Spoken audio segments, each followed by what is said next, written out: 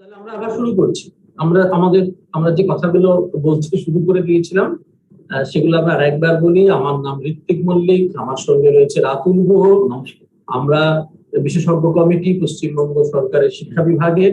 আমরা এখানে national achievement survey এই বিষয়ের প্রস্তুতি এবং শিক্ষক শিক্ষিকাদের এই প্রস্তুতিতে তাদের কি ভূমিকা, এই সব নিয়ে আমরা আজকে সারাদিন কথা বলবো। প্রথমে আমরা কথা বলবো আজকে ক্লাস 3 নিয়ে, তারপর একটা সেশন আছে ক্লাস 5, আগামীকাল আবার আমরা কথা বলবো ক্লাস 8 এবং ক্লাস 10। তো আপাতত আমরা ক্লাস 3 এই শ্রেণীকে মাথায় রেখে আমাদের কথাবার্তা, আমাদের আলোচনাগুলো চলবে। আপনাদের জানাই যে আপনারা ইতিমধ্যেই জেনে গেছেন যে ন্যাস হতে চলেছে, ন্যাশনাল অ্যাচিভমেন্ট সার্ভে, এবং এইটা হতে চলেছে নভেম্বর মাসের 12 তারিখ এই সার্ভেটা হবে। এবং আপনারা জানেন পূর্বের অভিজ্ঞতা থেকে 2017 এই ন্যাস হয়েছিল, ফলে যারা সেই ন্যাসের সঙ্গে জড়িয়েছিলেন তারা তো জানেনই। তাও আমি আর একবার বলছি যে ন্যাস এর আওতায় কোন কোন স্কুল আসবে সেটা যখন ন্যাস যে দিন ন্যাস হবে অর্থাৎ 12 তারিখ, তার কিছু আগে, কয়েকদিন আগে সেটা ফাইনালাইজ করা হয় যে কোন কোন স্কুল হবে। কারণ এটা বেছে নেওয়া হয় র্যান্ডমলি, ফলে আমাদের তৈরি হতে হবে, আমাদের গোটা রাজ্যকে তৈরি থাকতে হবে। তারপরে যে কোন স্কুল ফাইনালি পার্টিসিপেট করবে ন্যাসে সেটা তার পরের বিষয়। আমরা 2017 অভিজ্ঞতা থেকে জানি 3000-এরও বেশি স্কুলে 2017 ন্যাস হয়েছিল। তো মোটামুটি আমরা সেই সংখ্যাটাকেই মাথায় রেখে আমরা এবারে প্রস্তুতি নেব। কিন্তু যেহেতু আমরা জানি না যে কোন কোন স্কুলে ন্যাস হচ্ছে, ফলে আমরা আমাদের রাজ্যে সব স্কুলের ছাত্রছাত্রীরাই এই প্রস্তুতিতে অংশ নেবে। এবং এই প্রস্তুতির অংশ হিসেবে এটাও আপনারা জানেন যে আমরা একটা এমসিকিউ অ্যাডাপ্টেশন প্যাকেজ এই নামে একটি জিনিস, একটি প্যাকেজ অলরেডি আমাদের পোর্টালে, বাংলা শিক্ষা পোর্টালে সেখানে উঠে গেছে, এবং সেটা অক্টোবর মাসের মানে এই মাসের 4 এবং 5 তারিখে সেটা অলরেডি ডিস্ট্রিবিউটেড হয়ে গেছে। ছাত্রছাত্রীরা সেই এমসিকিউ অ্যাডাপ্টেশন প্যাকেজ নিয়ে কাজ শুরু করেছেন, তার উত্তর করছেন। সমস্ত এই প্যাকেজের উত্তর তারা আবার জমা দেবে 25 এবং 26 তারিখ এই মাসে, অক্টোবর মাসে, এবং তার ঠিক পরের দুদিন অর্থাৎ 27 এবং 28 তারিখে এই যে উত্তরপত্রগুলো আপনাদের কাছে জমা পড়লো সেগুলোকে আপনারা ইভালুয়েট করছেন। এই যে প্রস্তুতি, এই যে এমসিকিউ অ্যাডাপ্টেশন প্যাকেজ যে কারণে তৈরি, তার প্রধান লক্ষ্যই হচ্ছে যে আমাদের ন্যাসে যে ধরনের প্রশ্ন আসে সেগুলো সবই এমসিকিউ ভিত্তিক, এবং আমাদের ছাত্রছাত্রীরা এমসিকিউ এর সঙ্গে অভ্যস্ত হলেও একটা গোটা পরীক্ষায় এমসিকিউ কিভাবে সে করবে তার সঙ্গে অভ্যস্ত করানোর জন্যই এই এমসিকিউ অ্যাডাপ্টেশন প্যাকেজ। এখন এই প্যাকেজটা তৈরি করার ক্ষেত্রে যে প্রশ্নগুলো রাখা হয়েছে, আপনারা জানেন ক্লাস 3 এর ক্ষেত্রে আমরা মূলত ভাষা মানে ল্যাঙ্গুয়েজ এবং গণিত এবং ইভিএস এনভায়রনমেন্টাল সায়েন্স এই বিষয়গুলোর উপরে ক্লাস 3 ন্যাস হবে। তো আমি আমার বন্ধু সহকর্মী রাতুলকে অনুরোধ করব যে এমসিকিউ যেগুলো যে প্রশ্নগুলো অলরেডি ডিস্ট্রিবিউটেড সেগুলো কিসের উপর ভিত্তি করে, কিভাবে, কি ভেবে এইগুলো তৈরি, যাতে করে এটা সুবিধে হয় যে ধরুন যে প্রশ্নগুলো গেছে সেগুলো তো গেছেই, তারপরেও যদি কোনো প্রশ্ন আপনাদের কাছে ছাত্রছাত্রীরা করেন তাহলে যাতে আপনারা এই প্রিপারেশনটার যে অভিমুখ সেই অভিমুখটাকে ধরতে পারেন। আমি রাতুলকে বলবো যে এই যে প্রশ্নগুলো তৈরি হয়েছে এমসিকিউ অ্যাডাপ্টেশন প্যাকেজ, এর ভিত্তিটা কি, কিসের উপর দাঁড়িয়ে এই জিনিসটি তৈরি। ধন্যবাদ ঋত্বিক। ঋত্বিক যেটা বললো তার ফলো আপ হিসেবেই বলি যে নভেম্বর মাসের শুরুর দিকে 12 নভেম্বর এখন অব্দি এক্সপেক্টেড যে দেশ জুড়ে ন্যাশনাল অ্যাচিভমেন্ট সার্ভে হবে বা ন্যাস হবে। সেই ন্যাস থেকে কি বোঝা যাবে যে সেই বয়সে সামর্থ্যের ভিত্তিতে আমাদের দেশে বিভিন্ন জায়গার বিভিন্ন রাজ্যের স্টুডেন্টরা কে কোথায় দাঁড়িয়ে আছে, কতটাই বা সামর্থ্য তাদের মধ্যে এসছে। সেই ন্যাস বা ন্যাশনাল অ্যাচিভমেন্ট সার্ভে প্রিপারেশন হিসাবে আমাদের রাজ্য সরকার, শিক্ষা দপ্তর, আমাদের পিবিএসএস আমাদের এক্সপার্ট কমিটি, আমাদের বোর্ড, এই সবাই মিলে একটা প্রিপারেশনের জায়গা তৈরি করেছে। যে প্রিপারেশনটা আমাদের চিলড্রেনদেরকে, আমাদের স্টুডেন্টদেরকে সাপোর্ট করবে, যাতে তারা ন্যাসে ভালোভাবে নিজেদের যে তারা যেটা পারে, তাদের যেটা সামর্থ্য আছে সেটা প্রকাশ করতে পারে। এই প্রিপারেশনের অংশ হিসেবে কি করা হয়েছে, একটা এমসিকিউ অ্যাডাপ্টেশন প্যাকেজ তৈরি করা হয়েছে, যেটা ইতিমধ্যে বাংলা শিক্ষা পোর্টালে আপলোড করা হয়ে গেছে এবং আপনাদের মাধ্যমে গার্জিয়ানদের কাছে সেটা 4 তারিখ এবং 5 তারিখ অক্টোবরে ডিস্ট্রিবিউটেড হয়ে গেছে এবং যেটা এক্সপেক্টেড যে তারা 25 এবং 26 তারিখে এই মাসের এটা সাবমিট করবে এবং টিচাররা 27 এবং 28 তারিখে সেটা ইভ্যালুয়েট করে তার ফিডব্যাকটা জানাবে বাচ্চাদেরকে। সো এটা হলো এই প্রপোজিশন। এবং একই সাথে বলতে পারি আমাদের ডিপার্টমেন্টের তরফ থেকে আরেকটা ইনিশিয়েটিভ নেওয়া হয়েছে যে এই কোয়েশ্চেনের আনসার গুলো করার ক্ষেত্রে কোনো সাপোর্ট দরকার হলে তাহলে অ্যাক্রস দ্য স্টেট তাদেরকে দূরভাষে টোল ফ্রি নাম্বারের মাধ্যমে যে সাপোর্টটা দেওয়া সম্ভব সেটাও দেওয়া হবে। এবার আমাদের আজকের এই সেশনের মূল লক্ষ্য হলো যে এই এমসিকিউ প্যাকেজে, এই এমসিকিউ অ্যাডাপ্টেশন প্যাকেজে যে ধরনের কোয়েশ্চেন করা হয়েছে সেই কোয়েশ্চেন গুলোর কি ভাবনাকে মাথায় রেখে করা হয়েছে সেটা আপনাদের সাথে একটু শেয়ার করা, এবং বাচ্চারা যখন সেই এমসিকিউ গুলোকে আনসার করতে যাবে তাদের যদি কোনো সাপোর্টের দরকার হয় এবং তারা যদি আপনাদের কাছ থেকে কোনো সাপোর্ট চায় তাহলে আপনি কিভাবে তাকে একটু গাইড করতে পারেন, এইটা নিয়ে আমাদের আজকের গোটা দিনের আলোচনা। প্রথমেই বলি যে আমাদের তো অলরেডি মডেল অ্যাক্টিভিটি ক্লাস চলছে, তাহলে হঠাৎ করে একটা এমসিকিউ অ্যাডাপ্টেশন প্যাকেজের কথা মাথায় এলো কেন? ন্যাসের কথা মাথায় রেখে। ন্যাসের সাথে ন্যাস একটা সার্ভে, যে সার্ভের মাধ্যমে গোটা দেশের স্টুডেন্টরা বিভিন্ন সামর্থ্যের ভিত্তিতে কে কোথায় দাঁড়িয়ে সেটাকে দেখা হয় এবং এই গোটা সার্ভেটাই করা হয় কিন্তু এমসিকিউ বেস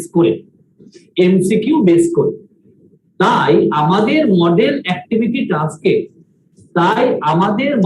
অ্যাক্টিভিটি টাস্কে বিভিন্ন কোয়েশ্চেনের সাথে এমসিকিউ থাকে, এটা ঘটনা। কিন্তু পার্টিকুলারলি এই এমসিকিউ অ্যাডাপ্টেশন প্যাকেজটায় আমরা শুধুমাত্র এমসিকিউ রেখেছি, অন্য কোনো ধরনের কোয়েশ্চেন রাখিনি, যাতে এটা ডিরেক্টলি ন্যাসের প্রিপারেশনে সাহায্য করে। এটা হচ্ছে তার স্ট্রাকচারাল অভিমুখ। এবার থিমেটিক অভিমুখ। আপনারা ইতিমধ্যে এমসিকিউ অ্যাডাপ্টেশন প্যাকেজের কোয়েশ্চেন গুলো দেখেছি এবং এই যে কোয়েশ্চেন গুলো আছে এই কোয়েশ্চেন গুলো কিন্তু কোথায় ডিফার করে অর্থোডক্স কোয়েশ্চেনের সাথে বা মডেল অ্যাক্টিভিটি টাস্কে যে ধরনের কোয়েশ্চেন দেখছি তার সাথে। এই এমসিকিউ অ্যাডাপ্টেশন প্যাকেজে যে এমসিকিউ গুলো দেওয়া হয়েছে, যে কোয়েশ্চেন গুলো দেওয়া হয়েছে, those are basically generic question. এগুলো কন্টেন্ট ইন্ডিপেন্ডেন্ট জেনেরিক কোয়েশ্চেন, বিভিন্ন সামর্থ্যের ভিত্তিতে করতে হয়েছে। কোন স্টুডেন্টকে যদি এই প্রশ্নের উত্তরটা দিতে হয় তাহলে কিন্তু এটা ইম্পর্টেন্ট নয় যে সে কোন রাজ্যের কোন সিলেবাসের কোন টেক্সট বইয়ের কন্টেন্ট অনুযায়ী উত্তর দেবে। এখানে ইম্পর্টেন্ট যে সামর্থ্য বা যে কম্পিটেন্সিটা মাথায় রেখে কোয়েশ্চেনটা করা হয়েছে, সেই সামর্থ্য বা কম্পিটেন্সিটা যদি তার মধ্যে অ্যাচিভ হয় তাহলে সে কোন টেক্সট বই বা কোন সিলেবাস থেকে কোয়েশ্চেনটা এসছে সেটা তার কাছে গুরুত্বপূর্ণ থাকে না। ইট বিকামস ইম্পর্টেন্ট যে সামর্থ্য বা যে কম্পিটেন্সির কথা মাথায় রেখে এই প্রশ্নটা করা হয়েছে সেই সামর্থ্যটা কি তার মধ্যে এসেছে, তাহলেই সে কিন্তু এটার উত্তর দিতে পারবে। এটা আমরা করেছি কারণ যেহেতু এই কোয়েশ্চেন গুলো ন্যাসের যে সার্ভের কোয়েশ্চেন গুলো ওগুলো কিন্তু across the country generic question হয়, সব স্টুডেন্টদের জন্য। তাই আমরা এক্ষেত্রে এই কোয়েশ্চেন গুলোকে ডেভেলপ করেছি ভীষণভাবে content independent generic question based on certain competencies, সামর্থ্য ভিত্তিক। আমি একটা কথা এখানে আপনাদের সাথে একটু শেয়ার করে রাখা যে these questions are basically based on understanding and application. These questions are basically based on understanding and application. যে স্টুডেন্ট কোনো কিছু বুঝেছে কিনা, সে আন্ডারস্ট্যান্ড করেছে কিনা, এবং যেটা সে বুঝেছে সেটা তার অ্যাপ্লাই করার এবিলিটিটা এসছে কিনা। তাই এই কোয়েশ্চেন গুলো কিন্তু আসলে চাইল্ডের মধ্যে একটা কগনিটিভ কনফ্লিক্ট তৈরি করবে based on why and how. এই যে এমসিকিউ অ্যাডাপ্টেশন প্যাকেজের কোয়েশ্চেন গুলো দেখলে আপনি দেখবেন যে this are not information based questions. এটা কিন্তু তথ্যভিত্তিক কোনো প্রশ্ন করা হয়নি। This questions are based on understanding and application. একটা চাইল্ড, একটা স্টুডেন্ট সে বুঝে কিনা এবং তার এই বোধগম্যতাটা, তার এই আন্ডারস্ট্যান্ডিংটাকে ইফ রিকোয়ার্ড অ্যাপ্লিকেশন লেভেলে নিয়ে যেতে পারে কিনা। সো এই আন্ডারস্ট্যান্ডিং এন্ড অ্যাপ্লিকেশন বেসড কোয়েশ্চেনের ক্ষেত্রে তার মধ্যে কিন্তু একটা প্রশ্ন আসবে যে why. This question would create a sense of why. তার মধ্যে কেন, এই ভাবনাটা কিন্তু তার মধ্যে উদ্রেক হবে। এবং কোনো কিছু কিছু প্রশ্নের ক্ষেত্রে তার মধ্যে আরেকটা টার্ম আসবে যে হাউ, কিভাবে করব। সো হোয়াই এন্ড হাউ, কেন এবং কিভাবে, দিস আর দ্য কি নোট, কি টার্ম যার উপর বেস করে এই কোয়েশ্চেন গুলো তৈরি করা হয়েছে। So I would like to request my respected teachers যে তাদেরকে যদি কখনো the students seek any sort of support, তাদের কাছ থেকে যদি কোনো সাপোর্ট সিক করেন, চান যে এই আনসার, এই এমসিকিউ অ্যাডাপ্টেশন প্যাকেজের উত্তরগুলো করার ক্ষেত্রে, তাহলে শুধুমাত্র তাকে যে একটা এমসিকিউ এর কাছে 4টি অপশন আছে, শুধু কোন অপশনটা সেটা না বলে দিয়ে কেন ওই অপশনটা, কি ভাবনা থেকে ওই কোয়েশ্চেনটা ওই অপশনের দিকে ডিরেকশনে যায়, সেই ডিরেকশনটাকে ফাইনালাইজ করা, সেই ডিরেকশনটা খুঁজে দেওয়া। ইনফ্যাক্ট রাতুল, আমি একটু থামাচ্ছি এখানে, এই পার্টিকুলার পয়েন্টটা খুব ইম্পর্টেন্ট। কারণ দেখুন, একটা এমসিকিউ অ্যাডাপ্টেশন প্যাকেজ আপনাদের কাছে গেছে, সেখানে অনেকগুলো প্রশ্ন আছে এবং সেই প্রশ্ন সলভ করে করার মধ্যে দিয়েই যে প্রিপারেশনটা তৈরি মানে হয়ে যাবে সবসময় তা নয়। আসলে এমসিকিউ ধরনের প্রশ্নের উত্তর করার ক্ষেত্রে এবং তার প্রস্তুতির ক্ষেত্রে যে জায়গাটা খুব গুরুত্বপূর্ণ, সেটা হচ্ছে যে 4টে যে বিকল্প, সেই 4টে বিকল্পের মধ্যে একটা ঠিক, কিন্তু বাকি 3টে নিয়েও চর্চা হওয়া জরুরি। অর্থাৎ বাকি 3টে তাহলে কি, কোন কোন পথে গেলে বা কি কারণে এই 3টের এক সম্ভাবনা দেখা দিয়েছিল, কিন্তু ফাইনালি এইটাই এসেছে, ফাইনালি 4টে থেকে একটা হয়েছে। একদমই তাই। যেখানে ইনফরমেশনের প্রশ্ন থাকে, সেখানে বাকি 3টে যে অপশন, সেই অপশন সবসময় যে এই ধরনের প্রস্তুতির ক্ষেত্রে কার্যকর হয় তা নয়। কিন্তু যেহেতু এটা অ্যাপ্লিকেশন বেসড এবং আন্ডারস্ট্যান্ডিং বেসড, সুতরাং এইটা খুব গুরুত্বপূর্ণ যে কোন 4টে থেকে কিভাবে আমরা ফাইনালি একটা উত্তরের দিকে যাব, কোন আন্ডারস্ট্যান্ডিং এবং কোন অ্যাপ্লিকেশনের মাধ্যমে, সেটাও আমার মনে হয় একই সঙ্গে সেটা গুরুত্বপূর্ণ। এবং যখন আপনাদের কাছে ফোন আসবে দূরভাষে বা যেভাবেই হোক আপনাদের কাছে ছাত্রছাত্রীরা পৌঁছবে, স্কুলের স্টুডেন্টরা ফোন, এই মেকানিজমটাও তার সে জানতে নাই চাইতে পারে, কিন্তু এটা আপনাদের কাছে আমাদের অনুরোধ যে এই মেকানিজমটাও তাকে বুঝিয়ে বলা। ঋত্বিকের কথার ফলো আপে আরেকটা বলছি যে at the beginning of our session Ritwik বলছিল যে আমাদের হয়তো 3000-এর উপর কিছু স্কুলে র্যান্ডমলি সিলেক্টেড স্কুলে ন্যাস হবে, it will take place. But the thing is, আমরা আমাদের এই এমসিকিউ অ্যাডাপ্টেশন প্যাকেজটা কিন্তু যে ক্লাসগুলোতে ন্যাস হবে 3, 5 বা পরবর্তীতে 8, 10, তার সব স্টুডেন্টদের জন্য দেওয়া হয়েছে। এতে একটা 2 ধরনের সুবিধা হবে। It will provide 2-4 benefit. কি ধর, এক, যে স্কুলগুলোতে র্যান্ডমলি সিলেক্টেড স্কুলগুলোতে ন্যাস হবে সেখানকার স্টুডেন্টরা তো ন্যাসের জন্য ওয়েল ইকুইপ থাকছে বটেই, অ্যাট দ্য সেম টাইম যে স্কুলগুলোতে ন্যাস হলো না সেই স্কুলের স্টুডেন্টরাও কিন্তু এই এমসিকিউ অ্যাডাপ্টেশন প্যাকেজের মাধ্যমে তার প্রিপারেশনের মাধ্যমে তার একটা লার্নিং এনহ্যান্সমেন্ট হলো। এটা this MCQ package would provide two four benefit. একটা, যারা র্যান্ডমলি সিলেক্টেড স্কুলে যারা ন্যাসে অ্যাপিয়ার করবে তারা প্রিপেয়ার হতে পারবে। At the same time those students who want to appear for the NAS, তারাও কিন্তু এই 3, 5, 8, 10 এর সবার জন্য একটা নির্দিষ্ট লেভেলের লার্নিং এনহ্যান্সমেন্টের সুযোগ কিন্তু করে দিল এই MCQ adaptation package. So let us just sum up. We have said that there will be National Achievement Survey in the second week of November 2021. It is, as of now, it is expected. So some 3,000 plus schools will be randomly selected and take part in NAS 21. As a preparation for NAS, our department, Paschim Banglo Samagra Shiksha Abhijan, Expert Committee on School Education, and the boards have decided to provide certain opportunity to create a sense of preparatory zone, a sense of preparation for the children. Keeping that in mind, the Expert Committee on School Education and the Department of School Education and PBSSA and the board has developed a MCQ adaptation package. This MCQ adaptation package has been uploaded in Bangla Shiksha portal, and as you all know, those questions, those MCQ package has been distributed among the guardian, and those questions have already reached the students.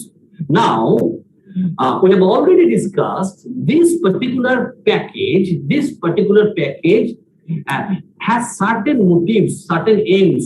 Why have we developed this package, this MCQ adaptation package? As we already have model activity tasks. Now, this package is different from model activity tasks. Where the difference lies? See, in NAS, the questions in the survey, all questions in the survey are based on MCQ. So in this MCQ adaptation package, we have kept only MCQs, and nothing other than MCQ has been kept in this adaptation package. So it is basically purely homogeneously MCQ adaptation package. Questions that are MCQ, that's one. Now, these questions are not based on information. These questions are based on understanding and application. These questions are content independent, competency based questions. So it's not important which syllabus you follow, which textbook you read. Important is whether you have achieved that competency or not. If you have got that competency, if you have achieved that competency, it's not important which syllabus, which textbook you follow, because we've kept this pattern in mind, because in NAS, questions are prepared in such a manner that those questions are based on competencies, and the same question is used across the country. So we have developed content independent, competency-based questions, which are based on understanding and application, not information. So these questions would create a sense of cognitive conflict amongst the student. Why? A sense of why and a sense of how. Because why leads to understanding and how leads to application. Why leads to understanding and how leads to application. So we would request our respected teachers that once the students seek any sort of support from you for answering these MCQs, please support them by giving them the direction how to reach the answer, not just telling them which option is the right answer. It's important that the students should understand why this particular option to be chosen as the right answer, as the correct answer. So these questions, which are based on understanding and application, would create a sense of thought process would create a sense of cognitive conflict, and that time they might seek a sense of support from you. And while you are supporting the students answering this question, we request our teachers to please provide them the direction. In the first hand, don't just give them the option which is the right answer. Provide them the direction, the way, why this is going to be the right answer, and why the other rest 3 options are not correct, and why this is the correct answer. That direction is to be given by the teachers, and finally, that direction will help them to arrive at the answer. Give them the answer, but not at the very first moment. Give them the direction, and then support them to reach the answer. This আমরা এখন class 3 নিয়ে আমি বলছিলাম, আমরা এখন class 3 নিয়ে কথা বলছি। আমরা ক্লাস 3 এর যে সাধারণ মানে ন্যাস সার্ভে, যে সার্ভে, ন্যাশনাল অ্যাচিভমেন্ট সার্ভে, এইটা জিনিসটা কি, এর প্রিপারেশনের ধরন কি হবে, সে সম্বন্ধে আমরা কিছু সাধারণ কথাবার্তা বললাম। সাধারণ অর্থে কোনো সাবজেক্ট স্পেসিফিক কথাবার্তা আমরা অন্তত এখন বললাম না, কিন্তু আমরা সেটা বলবো। এবং আমরা বলবো আমরা ভাষা নিয়ে, গণিত নিয়ে এবং পরিবেশ, ইভিএস, এনভায়রনমেন্টাল সায়েন্স নিয়ে। তো আমরা প্রথম যে আমাদের যে সেশন বা প্রথম যে অংশটা আমাদের ছিল, জেনারিক সেশন, সেটা আমরা রাতুল এখানে শেষ করছি। আমরা এরপরে আমরা ন্যাসের কথা বলতে বলতে এই এমসিকিউ অ্যাডাপ্টেশন প্যাকেজটা ব্যবহার করছি, কিন্তু already we have said this package would help the students যারা ন্যাসে অ্যাপিয়ার করবে, র্যান্ডমলি সিলেক্টেড, এন্ড যারা করলো না, for their learning enhancement also this package would be a great support. একদমই একদমই, কারণ এই যে একটা আন্ডারস্ট্যান্ডিং বেসড এবং অ্যাপ্লিকেশন বেসড, আমরা এই কথাগুলো কিন্তু আমাদের যে কোনো টেক্সট বইয়ের গোড়ায় বলেছি। আমরা বিভিন্ন যখন আমরা আপনাদের সঙ্গে দেখা করেছি, আমরা ট্রেনিং সেশনে আমরা বহুবার বলেছি যে অ্যাপ্লিকেশন বেসড এবং আন্ডারস্ট্যান্ডিং বেসড প্রশ্ন এবং তার উত্তর। এবং আমাদের মনে হচ্ছে যে আমাদের যে এতদিনের যে আমাদের সিলেবাসের মধ্যে আমরা যেভাবে এগিয়েছি, আমার মনে হয় যে আমরা এটা আশা রাখতেই পারি যে অলরেডি আমাদের রাজ্যে এই ধরনের পড়াশোনার, এই ধরনের প্রশ্নের উত্তর করবার একটা পরিবেশ তৈরি হয়েছে। এখানে আমরা জিনিসটাকে একেবারে আরো ফোকাস করছি। তো আমরা আজকে এটা এই যে জেনারিক সেশন, এটা আমরা শেষ করছি। 5 মিনিটের মধ্যে আমরা ফিরবো। এইবার এই যে কথাগুলো আমরা বললাম, এই কথাগুলো আরো কমপ্লিটাইজ হবে আমাদের সাবজেক্টের আলোচনার মাধ্যমে, বিভিন্ন বিষয় ভিত্তিক আলোচনায় কিভাবে হবে সেটা দেখা। আমরা 5 মিনিটের মধ্যে ফেরত আসছি ভাষা নিয়ে। ন্যাসের ক্ষেত্রেই আমাদের লক্ষ্য আজকে ন্যাস এবং তার ভাষা সংক্রান্ত আলোচনায়। আপাতত ধন্যবাদ দাদু। আমরা আগের সেশনে যে কথাগুলো বলছিলাম, যে ধরনের প্রশ্নের কথা আমরা বলছিলাম, এখন আমি আর ন্যাস বা তার বিভিন্ন দিকে আর যাচ্ছি না। আমরা একেবারেই ফোকাস করছি আমাদের সাবজেক্টের দিকে। এখন আমাদের বিষয় ভাষা। এখানে আমরা ভাষা বলতে আপাতত বাংলায় বুঝবো। এবং এখানে যেটা বলবার যে কথাটা হচ্ছিল, সেটা হচ্ছে যে এই যে আন্ডারস্ট্যান্ডিং বেসড, অ্যাপ্লিকেশন বেসড যে প্রশ্নের কথা আমি এবং রাতুল আলোচনা করছিলাম, সেটা এই যে এমসিকিউ অ্যাডাপ্টেশন প্যাকেজে যে ভাষা সংক্রান্ত যে প্রশ্নগুলো আপনারা অলরেডি পেয়েছেন এবং ছাত্রছাত্রীরা সেই প্রশ্নগুলোর উত্তর করতে শুরু করেছে, সেইগুলোকে নিয়ে একটু আমরা আলোচনা করবো। যেমন ধরুন, আমরা যখন কোনো একটা ভাষা নিয়ে কথা বলবো, এবং আপনারা আগের সেশন থেকে এটা শুনেছেন বা প্রশ্ন দেখেও আপনারা বুঝেছেন যে এই ভাষার প্রশ্ন ক্লাস 3 জন্য এর সঙ্গে কিন্তু আমাদের যে পাঠ্যপুস্তক, যেখানে আমাদের গল্প, কবিতা ইত্যাদি আছে, ঠিক সেই গল্প বা সেই কবিতা থেকে কিন্তু এখানে প্রশ্ন করা হয়নি। সেখানে একটা অন্য টেক্সট, অন্য রকম ভাবে সেখানে এখানে নিয়ে আসা হয়েছে এবং সেখান থেকে বেশ কিছু প্রশ্ন তৈরি করা হয়েছে। তার কারণ আপনারা আগেই শুনেছেন যে এই যে প্রশ্নপত্র, এটা কিন্তু কোনো পার্টিকুলার রাজ্যের জন্য বা পার্টিকুলার কোনো সিলেবাসকে ধরে বা কোনো টেক্সট বইকে ধরে নয়। এটা একটা সাধারণভাবে আমাদের দেশের সব রাজ্যের জন্যই এই প্রশ্ন তৈরি হচ্ছে এবং সেটা কম্পিটেন্সি বেসড। এই পার্টিকুলার জায়গাটাই আসলে আমাদের মাথায় রাখতে হবে। এবং আমাদের এই যে প্রশ্ন, যে এমসিকিউ প্যাকেজে যে প্রশ্নগুলো গেছে সেটারও ভিত্তি কিন্তু এই কম্পিটেন্সির জায়গাটা। আমি একটা একটা করে উদাহরণ দিচ্ছি। যেমন ধরুন, আমরা যদি ক্লাস 3 মানে এই ক্লাসটার দিকে তাকাই এবং এই বয়সটার দিকে তাকাই, তাহলে ভাষার দিক থেকে আমরা তার কি কি কম্পিটেন্সি আশা করতে পারি। যেমন আমরা আশা করতে পারি যে সে পড়তে পারে। কি পড়তে পারে? না, সে যুক্ত ব্যঞ্জন আছে এমন এমন যুক্ত ব্যঞ্জন দিয়ে তৈরি শব্দ, এরকম শব্দ সে পড়তে পারে এবং সেটা একটা টেক্সটের মধ্যে থাকলে তার সেক্ষেত্রে পড়তে অসুবিধা হবার কথা নয়। সে একটা বাক্য পড়তে পারে এবং বাক্য পড়ে তার অর্থ বুঝতে পারবে, এবং সে বাক্যের আকার নিশ্চয়ই খুব বড় হবে না, খুব জটিল হবে না, কিন্তু সে মোটামুটি এক সরল বাক্য এবং কিছু সাধারণ জটিল বাক্য দিয়ে তৈরি কোনো টেক্সট সে পড়বে, পড়ে সে তার অর্থ সে বুঝতে পারবে। এবং যে অর্থ সে বুঝতে পারছে না, কোনো এমন শব্দ হয়তো সেই টেক্সটের মধ্যে আছে কিন্তু তার এই এবিলিটিটা তৈরি হয়ে গেছে যে তার টেক্সটটা পড়তে পড়তেই সে একটা অতুলনায় অপরিচিত শব্দের অর্থ সে আন্দাজ করে নিতে পারবে। এই যে একটা ক্লাস 3 অনেকগুলো আমি কম্পিটেন্সি কথা ধীরে ধীরে আসবো।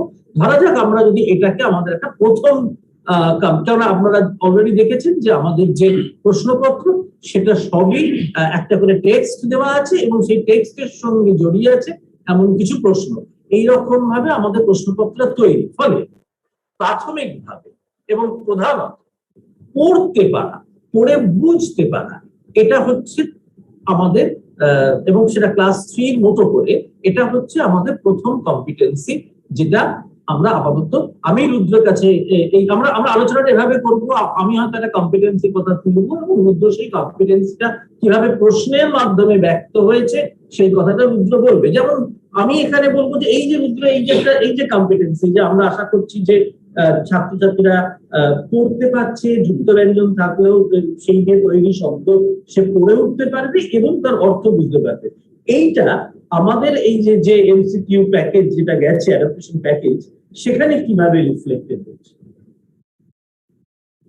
এখন যেটা প্রথমেই যেটা বলা হয়েছে, ঋত্বিক বলেছেন যে একটা তৃতীয় শ্রেণীর একজন শিক্ষার্থী, সে যেই পাঠটি পড়ছে এটা তার পাঠ্যপুস্তকের অতিরিক্ত পাঠ। আপনারা এই প্রশ্নের ধরনটা দেখলেই বুঝতে পারবেন যে ছোট অনুচ্ছেদ এখানে রাখা হয়েছে, যেখানে বাক্যের প্রকরণ এবং তার বিন্যাস খুব একটা জটিল বা দীর্ঘ নয়। এইরকম যে সে বোধ সহ একটা অপরিচিত পরিবেশের কথাবার্তা সে নিতে পারছে এবং নিজের অভিমত সেই ক্ষেত্রে ব্যক্ত করতে পারছে। ঠিক যেইভাবে পাঠ্যপুস্তকগুলোর দিকে যদি তাকানো যায় তাহলে আপনারা দেখবেন যে প্রতিটি বই তো একটা বিশেষ ভাবমূলে গাঁথা। যেমন তৃতীয় শ্রেণীর ক্ষেত্রে প্রচলিত গল্প কথার জগৎ, সেই ভাবমূলের পরিধির মধ্যেই কিন্তু তার এই পাঠগুলোর চলাচল। সেইভাবে যে অংশটুকু প্রথমে দেওয়া রয়েছে ভাগ 1, নিচে দেওয়া অংশটি পড়ো, এক্ষেত্রে এটার যে মূল ভাব সেটা হচ্ছে যে মানুষ এমন একটি প্রাণী, সে জলে, স্থলে এবং আকাশে নিজের বিজয় কেতনকে সে উড়িয়ে দিয়েছে। এই ভাবের অনুষঙ্গে যেই প্রশ্নটা রাখা হয়েছে এবং যেই প্রশ্নের উত্তরটা শুধু ঠিক উত্তরটা যে সে বা ঠিক বিকল্পটাকে সে বেছে নেবে তাই নয়, মানুষই যে একমাত্র প্রাণী যাকে গায়ের জোরে কাবু করা যায় না, এই অনুভূতিগুলো এই উত্তর করার সঙ্গে সঙ্গে তার মধ্যে সঞ্চারিত হয়ে যাবে। যেমন একটি প্রশ্ন দেওয়া হয়েছে যে জলে, স্থলে, আকাশে ইচ্ছে মতো ভেসে ছুটে উড়ে যেতে পারে যে। এখানে একটা বিকল্প রয়েছে পাখি। পাখি জলে ভাসতে পারে, স্থলে সে হেঁটে বেড়াতে পারে কিংবা আকাশে উঠতে পারে, কিন্তু সর্বত্র জলে, স্থলে, আকাশে ইচ্ছে মতো ভেসে ছুটে উড়ে বেড়াতে পারে সে যে মানুষ, তার যে ইচ্ছা শক্তি, এইটা সে খুঁজে পাচ্ছে এবং বোধ সহ এই পাঠটা পড়ে সে উত্তর করতে পারছে। এইটা এই প্রশ্নের মধ্যে দিয়ে ধরা পড়ে।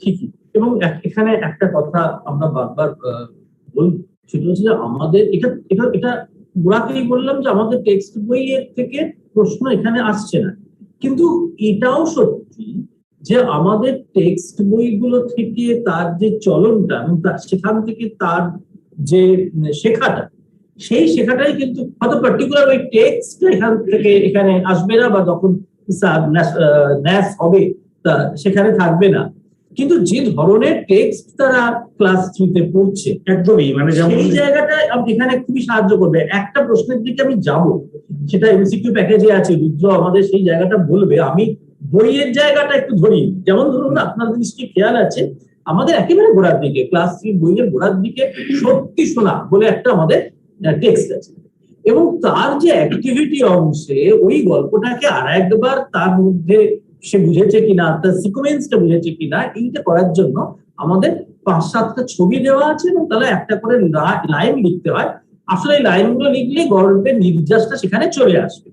এরকম একটা অ্যাক্টিভিটি অলরেডি আমাদের পাতাবাহারে আছে ক্লাস 3। রুদ্রকে আমি অনুরোধ করব, এই যে এমসিকিউ অ্যাডাপ্টেশন প্যাকেজে ওই যে স্কিলটা, ওই যে এবিলিটিটা, সেটাকেও কিভাবে এখানে নিয়ে এসছে। এখন তৃতীয় শ্রেণীর যেটা ভাবমূল, সেখানে প্রচলিত গল্প কথার জগৎ, এটা ছবিটা দেখলেই বাচ্চার কাছে সেই মিথ্যেবাদী রাখাল বালক, সে মজা করার জন্য আরো যারা রাখাল মাঠে গরু ছাগল চড়াচ্ছিল তাদেরকে বাঘ এসেছে বলে নিজেকে বাঁচানোর জন্য সে ডাকতো, এবং মিথ্যে মিথ্যে ডাকতো নিজে মজা করার জন্য, এবং সত্যি যেদিন বাঘ এলো সেদিন কিন্তু আর তাকে কেউ বাঁচাতে এলো না। এই গল্পটাকে 4টে ছবির মধ্যে দিয়ে দেখানো হয়েছে, এবং শুধু একটা গল্পের যে ধারণা, গল্পের যে বিষয় বা গল্পের একটা ভাষা ছাদে যদি সে গল্পটাকে রূপ দেয়, সেটাই যে এখানে প্রত্যাশিত সেটা নয়।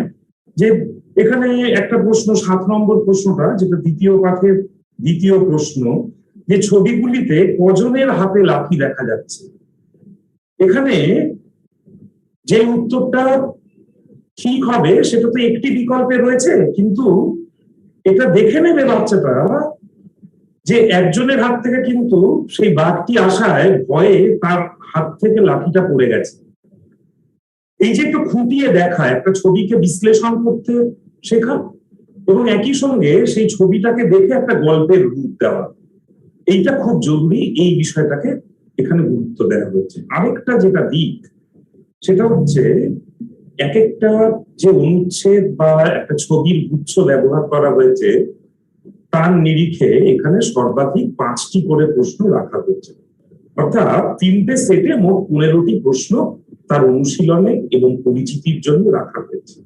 কিন্তু এই টেক্সটটাকে সে আরো কিভাবে ব্যবহার করতে পারে, তার জ্ঞানের যে পরিসর, যে পরিধি, সেটাকে সে আরো কিভাবে বাড়িয়ে নিতে পারে। যে যুক্ত ব্যঞ্জনের কথাটা ঋত্বিক বলছিলেন, যে প্রথম পাঠটা থেকেই যদি সেই প্রণোদনাটুকু তাকে দেওয়া যায়, যেমন গন্ডি শব্দটা, এরোপ্লেন শব্দটা, শত্রু শব্দটা, গন্ডার, স্থল, ইচ্ছে মতো, এই যে শব্দগুলো, শিম্পাঞ্জি মানে বা ক্যাঙ্গারু, মানে অদ্ভুত ভাবে, মানে এইভাবে সে তার জানার পরিসরটাকে বাড়িয়ে নিতে পারে। এই সুযোগটা কিন্তু এই প্রস্তুতিটা সকলের কাছে এনে দিয়েছে।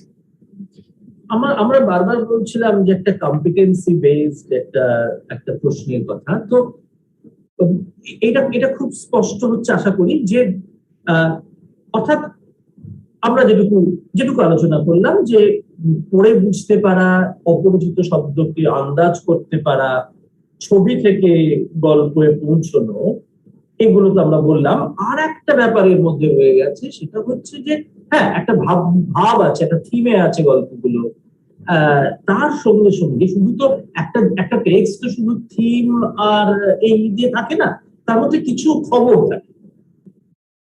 এই যে খবরগুলোকে চিনতে পারা, খবরগুলোকে বুঝতে পারা, এবং খবরের সঙ্গে টেক্সটের সম্পর্কটা কি আন্দাজ করতে পারা, এটাও কিন্তু এই যে বোধ, পড়তে পড়তে যে বোধটা তৈরি হচ্ছে, যে বুঝতে পারাটা হচ্ছে, খুব সহজ করে বললে তার একটা বড় ভিত্তি। অর্থাৎ আমি আইডেন্টিফাই করতে পারছি কিনা যে এই টেক্সটের মধ্যে যে খবরগুলো আছে, যে ইনফরমেশন গুলো আছে, সেইগুলোর সঙ্গে এই টেক্সটের যোগ কিরকম। ফলে এটা খুব এক্সপেক্টেড যে এই ধরনের একটা টেক্সট এবং তার থেকে বেশ কিছু রকম প্রশ্ন আসছে, সেখানে কোথাও ওই খবরগুলোকে চিনে মাথায় রাখা, এটাও বোধহয় আমার মনে হয় আপনি যে প্রশ্নগুলো করেছেন সেখানে এই জায়গাটাও খুব বিশেষভাবে আপনি ছাত্রছাত্রীদের অভ্যেসের মধ্যে আনতে চেয়েছেন। একদমই তাই। মানে যেমন ভাগ 3-এ পৃথিবীর এক প্রাচীন ও বিস্ময়কর জন্তু ক্যাঙ্গারু। এই ক্যাঙ্গারু এটা তো আমাদের দেশে দেখা যায় না, এবং এই যে সিলেবাস বলুন, কারিকুলাম বলুন, বা এনসিএফ 2005 বা আরটি 2009, মানে এই যে বিষয়গুলো, যে লোকাল টু গ্লোবাল, কিভাবে আমি আমার নিজের পরিবেশকে চিনছি এবং তার মধ্যে দিয়ে কিভাবে বাইরের জগৎ এবং জীবন, যে বিচিত্র প্রাণী প্রকৃতি, তাদের যে বিচিত্র স্বভাব এবং শারীরিক গঠন, এরই পরিচায়ক হিসেবে এই যে ভাগ 3-এর পাঠটি রাখা হয়েছে ক্যাঙ্গারুকে নিয়ে। এই ক্যাঙ্গারু প্রধানত পাওয়া যায়, এর যে ঠিক বিকল্প সেটি হচ্ছে অস্ট্রেলিয়া। এই তথ্যটুকু সে যখন সংগ্রহ করছে, তারপরেই গিয়ে কিন্তু বিষয়টা তথ্যে থাকছে না, তার একটা অ্যাপ্লিকেশনের জায়গা আসছে, একটা বুঝতে পারা এবং সেই বোঝাটাকে প্রয়োগ করতে পারা।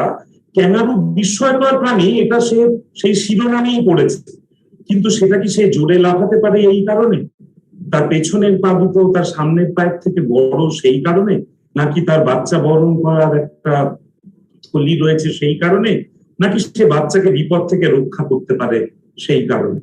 এই যে বোঝা এবং সেটা প্রয়োগ করা, বাচ্চা এই পাঠটা পড়ে এই বোধে পৌঁছবে যে ক্যাঙ্গারু সত্যি একটি ব্যতিক্রমী এবং বিস্ময়কর প্রাণী, তার কারণ একমাত্র তারই বাচ্চাকে বহন করার জন্য একটা থলি আছে।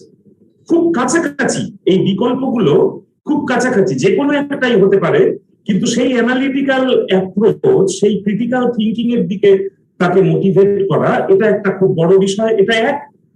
আর একটা অন্য কোনো প্রাণীর কথা আপনারা বলতে পারেন, যেমন ধরুন জিরাফ।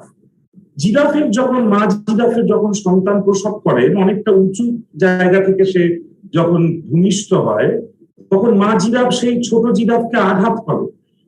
বারংবার আঘাতের মধ্যে দিয়ে সেই বাচ্চা, নতুন যে জন্মেছে জিরাফটি, সে চিন্তিত হয়ে পড়ে যে কি কারণে তাকে আঘাত করা হচ্ছে, এবং সে বোঝে যে এই আঘাতের প্রতিরোধ আমাকে করতে হবে, আমাকে এর থেকে পালানোর ব্যবস্থা করতে হবে, এবং নবজাতকটি কিছুটা সময়ের মধ্যে সে ছুটতে শুরু করে। মা জিরাফ জানে যে যদি আমার বাচ্চাকে আমি বিপদ থেকে রক্ষা করতে না পারি, তাহলে সিংহ এসে তাকে খুব সুস্বাদু খাবার ভেবে অচিরেই খেয়ে ফেলবে। সুতরাং এই যে একটা বাইরের জগৎ এবং জীবন সম্বন্ধে একটা তাকে ধারণা দেওয়া এবং তার উৎসাহকে জাগিয়ে রাখা, শিক্ষক হিসেবে, শিক্ষয়িত্রী হিসাবে, এটাও একটা বড় ভূমিকা। অর্থাৎ একটা বড় লক্ষ্যে এই প্রশ্নগুলোকে কিন্তু গাঁথা রয়েছে। একদমই। আমরা প্রায় এই আলোচনার একদম শেষে চলে এসেছি। একটা কথা, এই প্রশ্নটা সংক্রান্ত রুদ্র যা বললেন, আমি তার সঙ্গে একটু যোগ করি। সেটা হচ্ছে যে দেখুন, এমসিকিউ বলতে সবসময় আমাদের একটা সাধারণভাবে আমাদের মনে হয় যে সেগুলো মোটামুটি ইনফরমেশন বেসড হয় এবং সেই সংক্রান্ত কিছু বিকল্প থাকে। আসলে ভাষার ক্ষেত্রে, এবং এটা ভাষার ক্ষেত্রে অনেকে মনে করেন যে এমসিকিউ ভাষার ক্ষেত্রে খুব একটা উপযোগী বিষয় নয়, উপযোগী মাধ্যম নয়, পরীক্ষা ইভ্যালুয়েট করবার একটা মাধ্যম নয়। কিন্তু এমসিকিউ এর মধ্যেও কিন্তু যথেষ্ট অ্যানালিটিক্যাল কোয়েশ্চেনকে রাখা যায়। এই যে প্রশ্নটা শুরুই হচ্ছে ক্যাঙ্গারু বিস্ময়কর প্রাণী কারণ। এই যে কেন বিস্ময়কর প্রাণী, এই কেন উত্তরও কিন্তু এমসিকিউ এর মধ্যেও, এমসিকিউ এই প্যাটার্নের মধ্যে কিন্তু নিয়ে আসা যায়, এবং সেটা ভাষার ক্ষেত্রেও সম্ভব। এবং এই অভ্যেসটাও জরুরি যে আমার কারণ বলে যে 4টে কারণ দেওয়া আছে, সেগুলো খুবই কাছাকাছি, তার মধ্যে আসল কারণকে, প্রধান কারণকে চিনে নেওয়া। আমার মনে হয় যে স্কুলের মধ্যে নার্স হবে, যারা নার্সে পার্টিসিপেট করবে, তারা তো করবেনই, মানে তার সেই ছাত্রছাত্রীরা তো এর মধ্যে থাকছেই। যারা ফাইনালি করবেন না, যে ছাত্রছাত্রীরা করবে না, তাদের ক্ষেত্রেও এই মডেল এই যে আমাদের এমসিকিউ যে অ্যাডাপ্টেশন প্যাকেজ, এটা একটা মডেল হিসেবে কাজ করবে যে একটা টেক্সট আমাদের বইয়ে যেমন অ্যাক্টিভিটি আছে তার পাশাপাশি একটা টেক্সটকে কিভাবে এইভাবে মানে যদি এমসিকিউর মধ্যে দিয়েও আমরা নিয়ে আসি, তাহলে তার উত্তরই বা কিভাবে করবো, সেটা কিভাবে আমরা কিভাবে পড়বো। এবং আপনাদের কাছে আমাদের এই অনুরোধটুকুই রইল যে যখন আপনাদের কাছে কোনো ছাত্রছাত্রী ফোনে আপনাদের সাহায্য নেবে, আপনারা তার যেখানেই আটকা তার সঙ্গে সঙ্গে এই প্রশ্নগুলোর উত্তর সেখানে করা।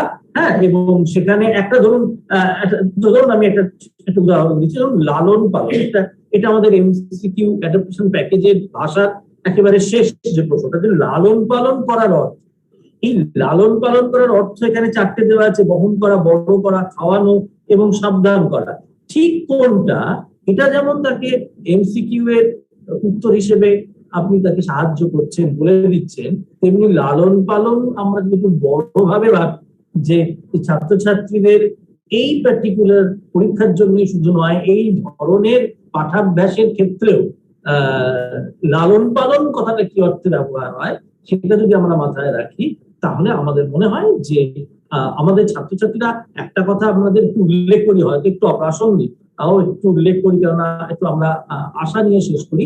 সেটা হচ্ছে 2017 এত আয়োজন ছিল না, তারপরেও ক্লাস 3 ছাত্রছাত্রীরা ন্যাশনাল অ্যাভারেজের অনেক উপরে আমাদের রাজ্যের ছাত্রছাত্রীরা তারা ছিল। ফলে এবছর আমরা এই আশাই করব যে তারা গতবারের রেকর্ড গুলো তারা ছাপিয়ে যাবে। অনেক ধন্যবাদ রুদ্রকে। আমরা এরপরে আসছি আরেকটি বিষয় নিয়ে। 5 মিনিট আমাদের একটা বিরতি নিচ্ছি, আমরা অন্য সাবজেক্টে নিয়ে আমরা ফিরে আসবো। ধন্যবাদ। আজকে মাস্টারমশাইদের যে ওরিয়েন্টেশন চলছে সেটা নিয়ে অঙ্কের বিষয় নিয়ে আপনাদের সঙ্গে একটু ডিসকাস করে আলোচনা করে।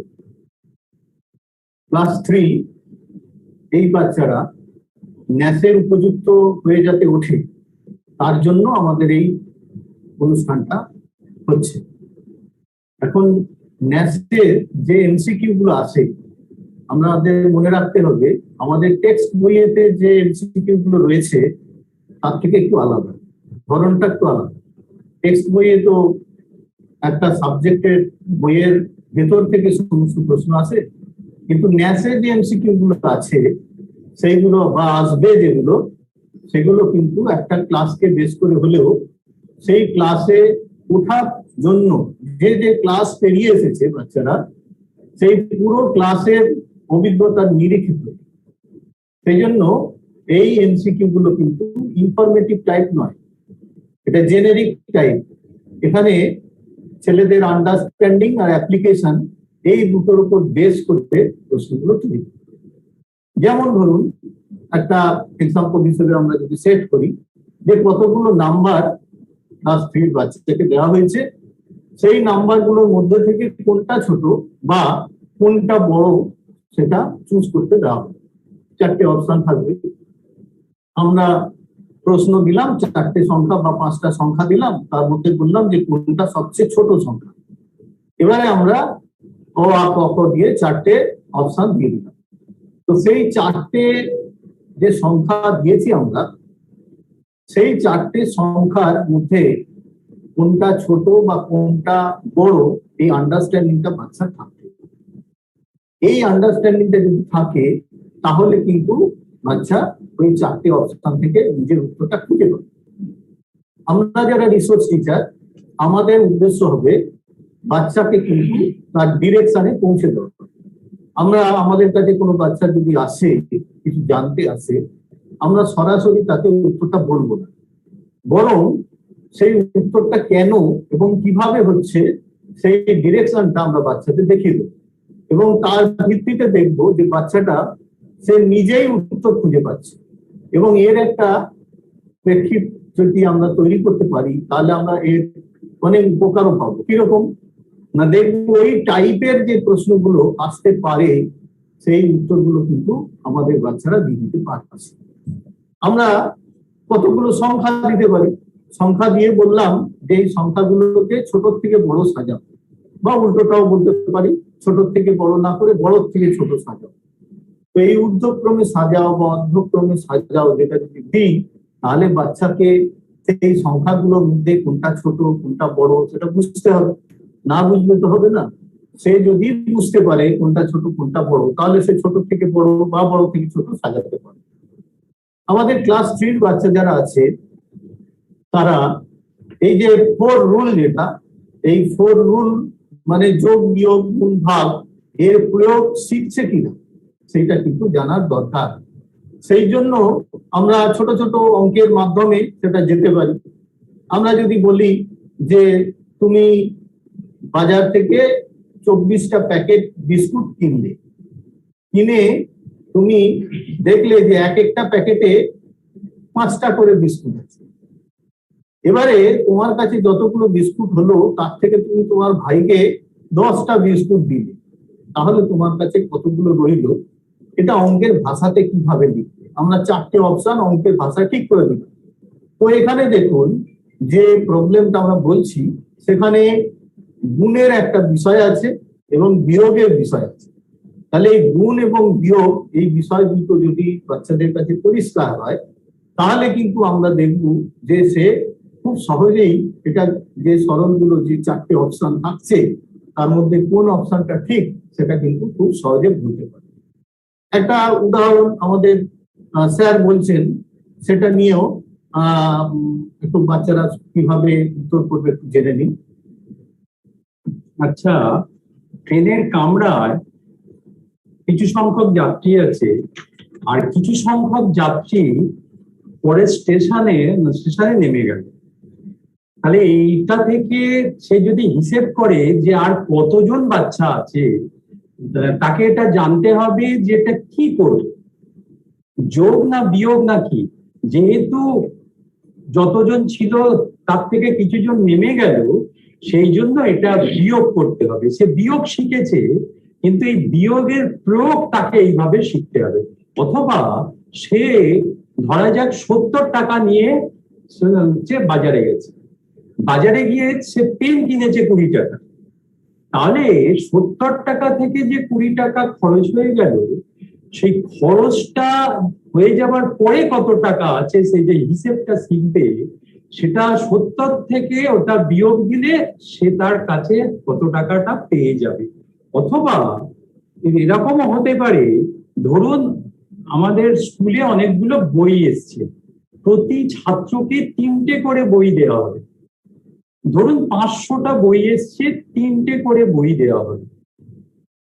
তাহলে এখান থেকে যদি তাকে হিসেব করতে বলা হয় যে কতজন ছাত্র বই পাবে আর কতটা বই পড়ে থাকবে, অর্থাৎ কতজন ছাত্র বই পাবে জানতে গেলে তাকে জানতে হবে যে 3 দিয়ে ভাগ করতে হবে। যে ভাগফলটা থাকবে সেই ভাগফলটা থেকে আমরা বুঝতে পারবো অতজন বই পাবে, এবং ভাগশেষ যেটা থাকবে সেটা থেকে জানা যাবে যে অতগুলো বই পড়ে থাকবে। তাহলে এই প্রয়োগের মাধ্যমে সে কিন্তু ভাগও শিখলো, ভাগের ভাগফল এবং ভাগশেষ তো শিখলোই, তার সঙ্গে তার প্রয়োগ সম্বন্ধে তার মানে ধারণাটা বাড়লো যে কোন সময় তার ভাগ হবে বা কোন সময় ভাগ শেষ। আমরা যদি আরো একটু প্রশ্ন নিয়ে আলোচনা করি, দেখুন ক্লাস 3 বাচ্চার সামনে ঘড়ি থাকে, বাড়িতে তো তারা ঘড়ি দেখতে পায়। তো সেই ঘড়ি সম্পর্কীয় প্রশ্ন আপনারা দেখেছেন যে আমরা এমসিকিউ অ্যাডাপ্টেশন যে প্যাকেজ দিয়েছি তাতে কিন্তু এই ধরনের প্রশ্ন আছে। তো সেই ঘড়িটা কটা বাজে, 6টা বাজে না 9টা বাজে না 3টে বাজে না 12টা বাজে, সেই বাজাগুলো কিভাবে শিখবে সেইটা আমরা কিন্তু বাচ্চাদের শিখিয়ে দিতে পারি। যদি তারা নিজেরা পারে তো মিটে গেল, আর যদি নিজে না পারে আপনার কাছে আসবে, তাহলে আপনারা ওই বিষয়টা যে কোনখানে কোন পজিশন থাকলে কটা বাজে এইটা বাচ্চাদের যদি শিখিয়ে দেন, তাহলে এই ধরনের প্রশ্নগুলোর উত্তর করতে তাদের খুব সুবিধা হবে। এমনকি দ্বিমাত্রিক চিত্র নিয়ে আমাদের বাচ্চাদের যে নলেজ গুলো রয়েছে, যে ধারণাগুলো রয়েছে, সেই ধারণার থেকে আমরা প্রশ্ন করতে পারি, যেটা আমরা প্যাকেজে দিয়েছি। সেখানে যে একটা আয়তাকার চিত্রের কথা দেওয়া আছে, সেই চিত্রের একটা ডায়াগোনাল, একটা কর্ণ এঁকে দেওয়া হয়েছে। তো একটা কর্ণ, একটা ডায়াগোনাল যদি আমরা আঁকি, তাহলে সেই ডায়াগোনাল থেকে আমরা এই যে আয়তক্ষেত্রাকার চিত্র, সেটাতে কটা ত্রিভুজ পেলাম, বা ডায়াগোনালটা যদি দুখানা ডায়াগোনাল হয়, আয়তক্ষেত্রে তো ম্যাক্সিমাম দুটো ডায়াগোনাল পসিবল, তো সেই দুটো ডায়াগোনাল যদি দুটো কর্ণ এঁকে দিই, তাহলে কটা ত্রিভুজ পসিবল, বা যদি প্রস্থ বরাবর অথবা দৈর্ঘ্য বরাবর মাঝখান থেকে যদি সরলরেখা টেনে আয়তক্ষেত্রকে দুভাগে ভাগ করি, অথবা যদি ত্রিভুজ আকার চিত্রের শীর্ষবিন্দু থেকে ভূমিতে যদি লম্বপাত করা যায়, তাহলে কটা ত্রিভুজ হচ্ছে, এই বিষয়গুলো তাদের সামনে উপস্থাপনা করলে তারা কিন্তু বুঝতে শিখবে যে কোন চিত্রের মধ্যে কটা ত্রিভুজ আছে। এবারে এই ধরনের চিত্রের ত্রিভুজের সংখ্যা হিসেব করে তাহলে আমরা এটা বলতে পারবো যে এতগুলো ত্রিভুজ হয়েছে, এবং সেক্ষেত্রে কতগুলো ত্রিভুজ উত্তর চাওয়া হয়েছে সেখান থেকে কিন্তু আমাদের বাচ্চারা সেই ত্রিভুজের সংখ্যা নিয়ে উত্তর করতে পারবে। এমনকি এখানে প্রশ্ন থাকে একদম ছোট বাচ্চাদের ক্ষেত্রে, 3 যারা পড়ে, তারা 2 দিয়ে ভাগ করা শেখে, 3 দিয়ে ভাগ করা শেখে। তো এই 3 দিয়ে ভাগ করলে মিলে যায়, যেগুলো রিমাইন্ডার থাকে না, ভাগশেষ থাকে না, সেই ধরনের প্রবলেম গুলো একটা নিশ্চয়ই আমাদের নিয়ম আছে। সেই নিয়ম যদি আমার বাচ্চারা জানে, তাহলে এই 3 দিয়ে বিভাজ্য বা 2 দিয়ে বিভাজ্য হলে কি হয়, কোন সংখ্যাগুলো 3 দিয়ে বিভাজ্য বা কোন সংখ্যাগুলো 2 দিয়ে বিভাজ্য হবে, সেটা কিন্তু বলে দিতে পারবে। ইভেন আপনি যদি আমার বাচ্চাদের ওই সংখ্যাগুলো সম্পর্কে তাদের খুব ভালো ধারণা তৈরি করে দিই আমরা, তাহলে কিন্তু আমরা দেখব যে ওই জোড় সংখ্যা বা বিজোড় সংখ্যা তারা চিনতে পারছে। তো সেখান থেকে তারা খুব সহজেই জোড় বিজোড় আলাদা করে দিতে পারছে, যার ফলে আমরা যদি অপশন দিই তাহলে জোড় বিজোড় তুলে দিতে পারছি।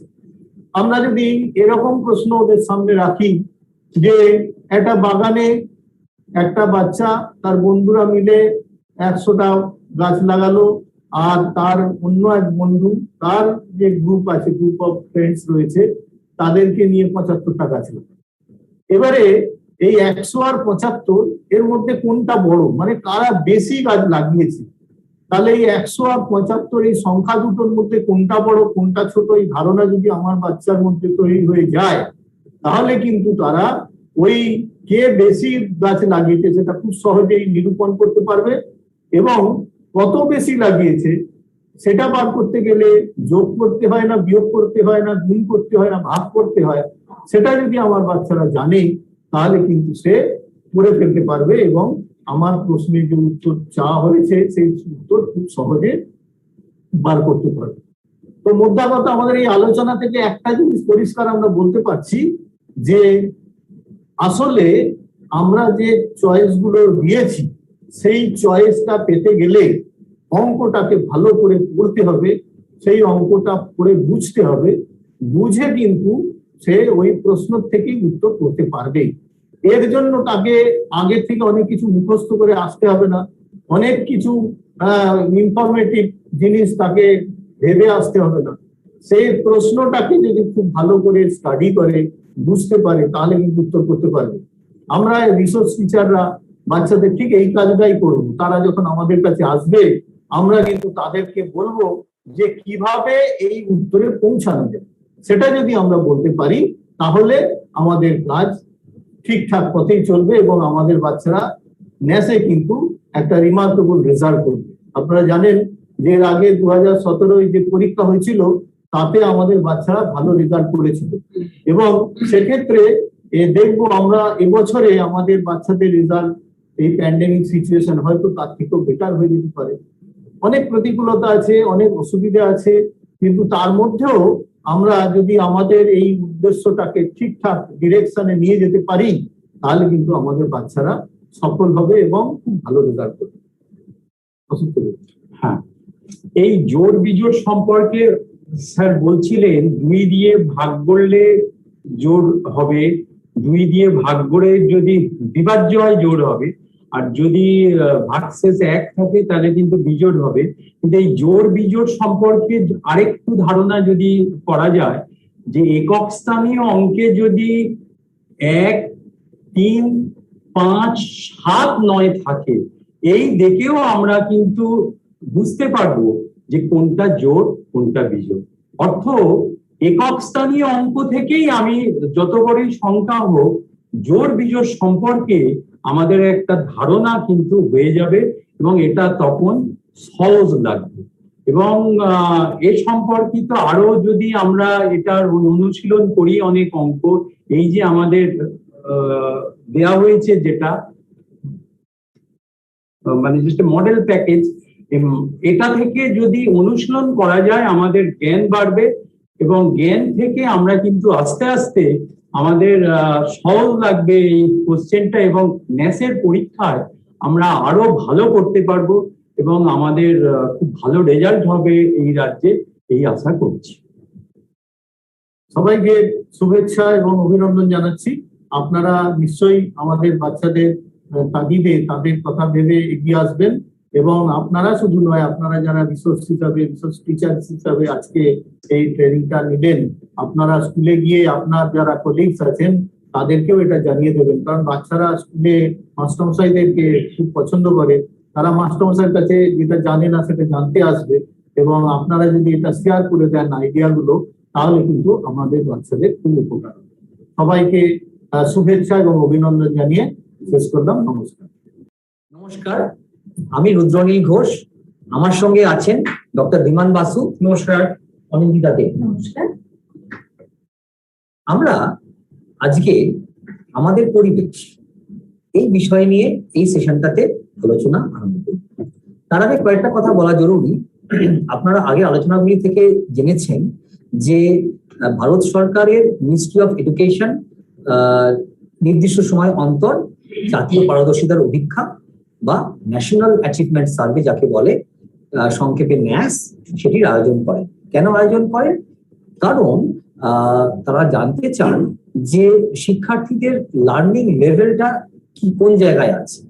শুধু তাই না, তারা এটাও জানার চেষ্টা করেন যে শিক্ষার্থীদের কোনো লার্নিং গ্যাপ আছে কিনা, এবং যদি সেই লার্নিং গ্যাপ থাকে তাহলে প্রয়োজনীয় ব্যবস্থা, যথা আপনার সেটা হতে পারে এডুকেশন পলিসি লেভেলে, হতে পারে সেটা শিক্ষণ লেভেলে, হতে পারে সেটা আপনার আরো অন্যান্য যে অ্যাডমিনিস্ট্রেটিভ লেভেলগুলো আছে সেই লেভেলে তারা ব্যবস্থাগুলো গ্রহণ করে। তাহলে এ তো গেল সংক্ষেপে ন্যাসের কথা। এবার চলে আসি যাক ন্যাসের প্রশ্নগুলি কেমন হয়। ন্যাসের প্রশ্নগুলি সাধারণত জেনারিক প্রকৃতির হয়। এখন তাহলে জেনারিক প্রকৃতি বলতে আমরা কি বোঝাতে চাইছি?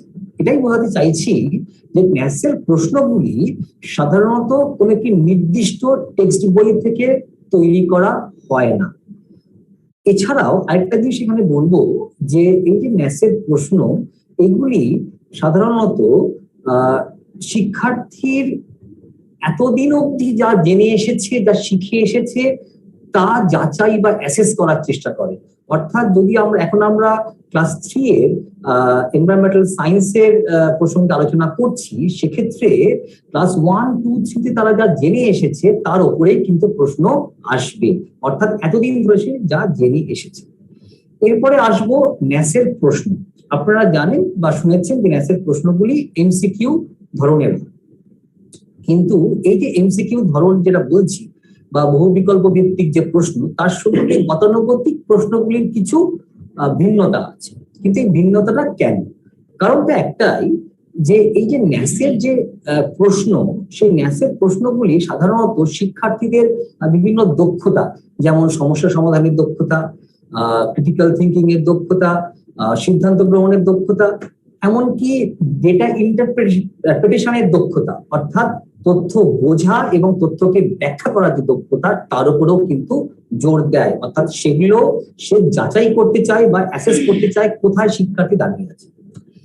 এর সঙ্গে আমরা আরেকটা জিনিসও দেখেছি যে ন্যাসের যে প্রশ্ন, সেখানে কিন্তু শিক্ষার্থীদের দৈনন্দিন যে অভিজ্ঞতা থেকে যে গঠিত জ্ঞান, সেই জ্ঞানগুলো তারা বাস্তবে কতটা প্রয়োগ করতে পারছে সেই সংক্রান্ত প্রশ্নাবলীও কিন্তু ন্যাসে বিগত বছরগুলিতে দেখা গেছে, অর্থাৎ অ্যাপ্লিকেশন। সেই কারণেই কিন্তু ন্যাসের প্রশ্নগুলি মূলত হয় অ্যাপ্লিকেশন এবং আন্ডারস্ট্যান্ডিং। তাহলে এই পর্যন্ত যা বললাম সেটা হচ্ছে সাধারণ বক্তব্য। এবার চলে আসি ক্লাস 3 এনভায়রনমেন্টাল সায়েন্সের প্রশ্নগুলি কি থাকে, কেমন থাকে সেই সম্বন্ধে আলোচনা। ক্লাস 3 এর এনভায়রনমেন্টাল সায়েন্সের ক্ষেত্রে 15টি প্রশ্ন থাকে এবং এই প্রশ্নটি 3 এর ক্ষেত্রে বাংলা বা গণিত এবং এনভায়রনমেন্টাল সায়েন্সের প্রশ্নগুলি একটি মাত্র প্রশ্নপত্রেই একসঙ্গে থাকে।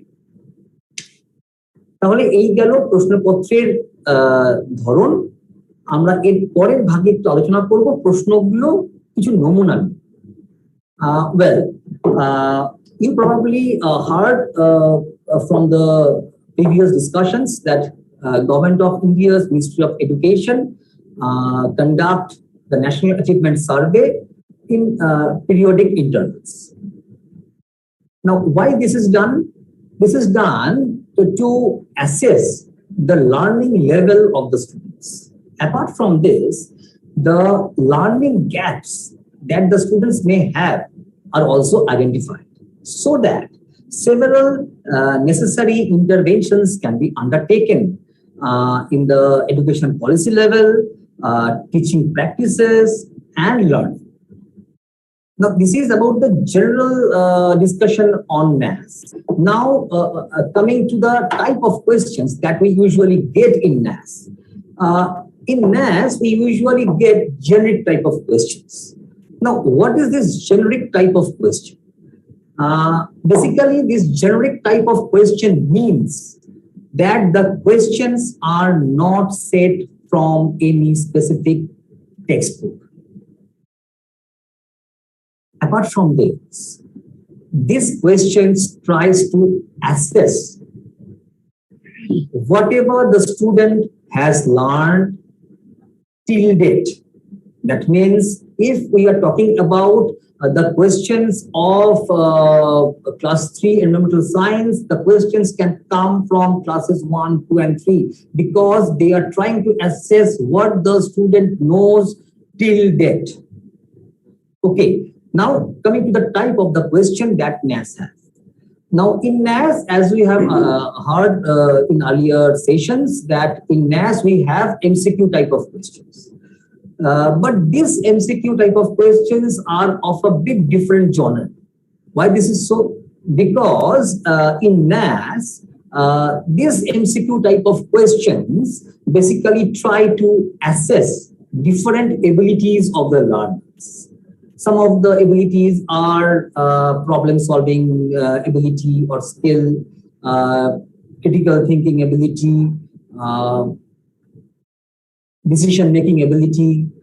Apart from this, there is another thing that NAS stresses upon is data interpretation ability. That is to understand and interpret and explain the data. And we have also seen from the questions of previous years NAS that they also try to assess whether the students or the learners are able to apply their knowledge that they have constructed from their everyday experiences in real life situations. So we have found this type of items in previous years NAS. Now coming to the specific part, that is for class 3 in environmental science, we have 15 questions. That means 15 questions are set in the NAS. And these questions are compiled along with the questions from language and mathematics. That means the language, mathematics, and environmental science questions are given in a single question paper. Okay, now in the next part, we will be discussing about some sample questions that we have given in the MCQ adaptation package. I think you all are aware about the MCQ adaptation package. So what is this? This MCQ adaptation package is basically a preparatory question paper set to get the students acquainted when they will face the real NAS questions in November. And let me add one thing. The questions that usually come in NAS are basically understanding and application. So that's why these MCQs are a bit different. আচ্ছা, আমি এবারে আবার বাংলায় দু একটা নমুনা আপনাদের সামনে রাখবো ন্যাসের যে প্রশ্ন আপনারা পেয়েছেন। যেমন ধরুন ক্লাস 3 তে একটি প্রশ্ন আপনারা পেয়েছেন, ক্লাস 3 এর যেটি আপনারা এমসিকিউ অ্যাডাপ্টেশন প্যাকেজ বা বাংলায় যাকে আমরা বলছি বহু বিকল্প ভিত্তিক প্রশ্ন পরিচিতি ও অনুশীলন, সেখানে আপনারা একটি প্রশ্ন পেয়েছেন যে একটি বাড়ির মানচিত্র দেওয়া আছে। আর এই বাড়ির মানচিত্র দেখা যাচ্ছে যে বেশ কিছু জিনিসের চিহ্ন দেওয়া আছে, আর পাশে যে মানচিত্র সেই মানচিত্রের মধ্যে চিহ্নগুলো দিয়ে এই জিনিসগুলোর অবস্থান দেখানো আছে। আর স্টুডেন্টটিকে বা ছাত্রছাত্রীদেরকে বা শিক্ষার্থীদের প্রশ্ন করা হচ্ছে যে ফুলের বাগানটি কোন, অর্থাৎ এক্ষেত্রে শিক্ষার্থীকে কি করতে হবে, আগে সেই চিহ্নটাকে খুঁজে বার করতে হবে, ফুলের বাগানের চিহ্ন, সেটাকে আইডেন্টিফাই করতে হবে। তারপরে তাকে কিন্তু দেখতে হবে তাহলে ম্যাপে সেই চিহ্নটা অর্থাৎ ফুলের বাগানটা কোথায় আছে। শুধু এখানে কিন্তু তার কাজ শেষ হলো না, কারণ বলা হয় যে বাড়ির কোন দিকে। আপনারা দেখতে পাবেন যে উপরে একটি ম্যাপ দেওয়া, একটি ডিরেকশন দেওয়া আছে ম্যাপের উপরে, যেখানে উত্তর, দক্ষিণ, পূর্ব, পশ্চিম লেখা আছে, অর্থাৎ বাড়ির কোন দিক। অর্থাৎ এখানে কিন্তু এই প্রশ্নের মাধ্যমে আমরা জানার চেষ্টা করছি যে তার দিকের যে ধারণা, সেন্স অফ ডিরেকশনটাও তার গঠিত হয়েছে কিনা, তার ডেভেলপ করেছে কিনা। অর্থাৎ এই দুটো যদি একসঙ্গে সে করতে পারে, যে তার সিম্বলটাকে ইন্টারপ্রেট করলো, চিহ্নটাকে বুঝতে পারলো কোথায় আছে সেই চিহ্ন, জিনিসটা কোথায় আছে ম্যাপে, শুধু তাই না কোন দিকে আছে সেটাও সে বলতে পারে। এটা গেল একটা নমুনা। আরেকটা নমুনা আমরা দেখতে পারি, যেটা হচ্ছে দেখবেন আপনারা 3 নম্বর যে প্রশ্নটা আছে আপনাদের এমসিকিউ অ্যাডাপ্টেশন প্যাকেজ ক্লাস 3 এর জন্য যেটা তৈরি করা হয়েছে এনভায়রনমেন্টের জন্য, সেখানে দেখবেন বলা হচ্ছে যে শীতকালে কোন ধরনের পোশাক পরলে আরাম পাবে। এখানে কিন্তু পোশাকের কোনো নাম দেওয়া হয়নি, ছবি দেওয়া হয়েছে, অর্থাৎ আগে তাকে ছবি দেখে পোশাকটাকে চিনতে হবে। এই যে প্রশ্নটা এখানে খেয়াল করে দেখুন, এখানে কিন্তু তার যে অভিজ্ঞতা, পূর্ব অভিজ্ঞতা থেকে যে গঠিত জ্ঞান, অর্থাৎ সে জানে যে শীতকালটা কিরকম পোশাক দরকার, কিরকম পোশাক পরলে আরাম পাবে, তা সেটাকে সে কাজে লাগাবে এখানে, অর্থাৎ সে অ্যাপ্লাই করবে সেই জ্ঞানটাকে। শুধু তাই না, তাকে কিন্তু ছবি দেখে তাকে কিন্তু জামাগুলোকে চিনতে হবে। একটি মেয়েদের ফ্রক দেওয়া আছে, একটি শার্ট দেওয়া আছে, একটি গেঞ্জি দেওয়া আছে এবং একটি গরম জামা দেওয়া আছে। অর্থাৎ তাকে এই যে ঋতুর সঙ্গে তাকে কিন্তু এই জামাগুলোর একটা অ্যাসোসিয়েশন, একটা সম্পর্ক স্থাপন করতে হবে। আমি দুটো বলেই শেষ করব।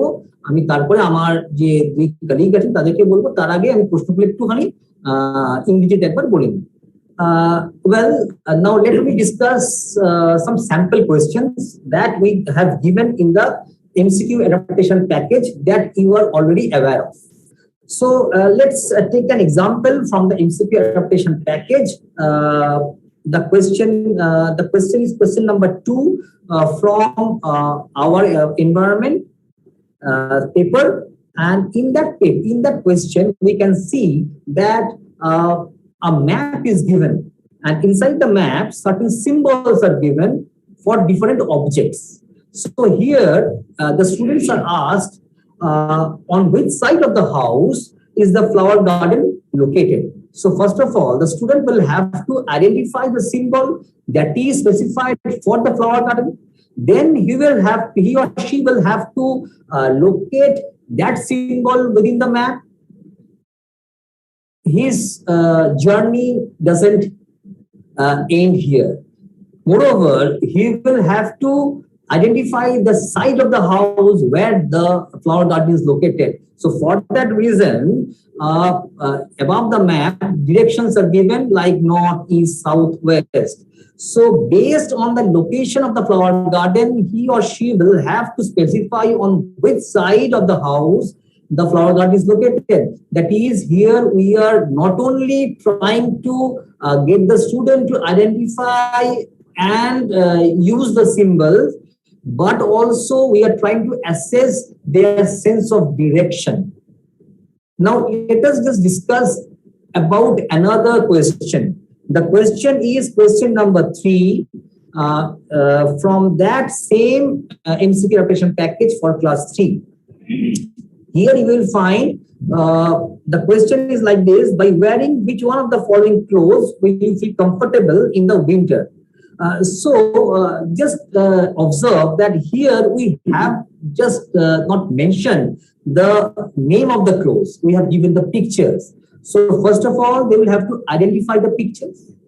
And here we will, what we are trying to do, we are trying to assess whether they are able to apply their knowledge that they have constructed from their previous experiences, that in winter we need warm clothing to feel comfortable. So first of all, they will have to identify the clothes from the picture, like a frock, a shirt, a t-shirt, and a woolen garment. Not only that, then they will have to associate the season with the clothing that they will feel comfortable. So this is the background of the questions that we have said. Some of the because we are not, we do not have that much of time to discuss all the questions, and some of the other questions will be discussed by my colleagues. So I will just hand over the mantle of this discussion to my colleague Anindita দে। আমি এবারে অনিন্দিতা ম্যাডামকে আরো কিছু এই class 3 এর environmental সায়েন্সের নমুনা নিয়ে আলোচনার জন্য ওনাকে অনুরোধ করব। ক্লাস 3 এর ক্ষেত্রে ন্যাসের প্রস্তুতির জন্য এমসিকিউ অ্যাডাপ্টেশন প্যাকেজ বাংলা শিক্ষা পোর্টালে আপলোড করা হয়েছে, আপনারা সকলেই জানেন। তার মধ্যে থেকে দুটো নমুনা প্রশ্ন নিয়ে আমি আলোচনা করছি। প্রথমেই বলি, যেমন আপনাদের বিজ্ঞানী স্যার ইতিমধ্যে জানিয়েছেন যে বেশিরভাগ প্রশ্নগুলো, এখানে যে ধরনের প্রশ্নগুলো রাখা হয়েছে সেগুলো কিন্তু মূলত বোধমূলক এবং প্রয়োগমূলক।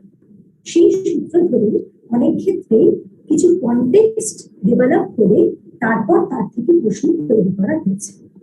এরকমই একটা দুটো নমুনা আমি দিতে চলেছি।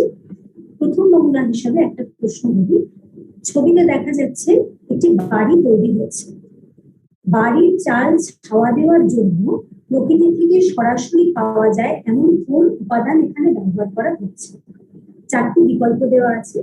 প্রথম বিকল্পতে রয়েছে টিন, দ্বিতীয় বিকল্পতে খড়, তৃতীয় বিকল্পতে রয়েছে ইট এবং চতুর্থ বিকল্পতে রয়েছে গাছের পাতা। শিক্ষার্থীরা ছবিটি দেখে শনাক্ত করবে কোন বিকল্পটি ঠিক। শিক্ষার্থীরা ছবিটি দেখে শনাক্ত করবে যে কোন বিকল্পটি ঠিক। শিক্ষার্থীরা ছবি দেখে শনাক্ত করতে সক্ষম হচ্ছে কিনা কোন ধরনের বাড়ির কথা এখানে বলা হচ্ছে, এই প্রশ্নটির মাধ্যমে কিন্তু সেটি যাচাই করা সম্ভব।